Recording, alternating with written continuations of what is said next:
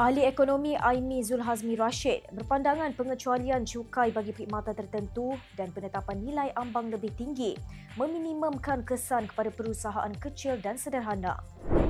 Ahmad Razman Abdul Latif dari Putra Business School pula bersetuju langkah kerajaan menaikkan nilai ambang hanya memfokuskan kepada syarikat besar, manakala kebanyakan PKS hanya berdepan kesan minimum.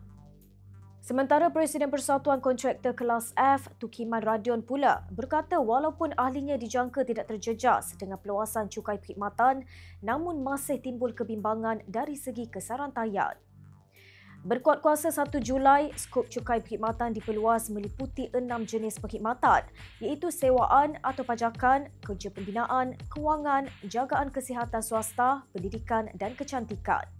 Terdapat contoh-contoh mungkin perkhidmatan yang kerajaan dapati mungkin perlu diberi sedikit kelonggaran.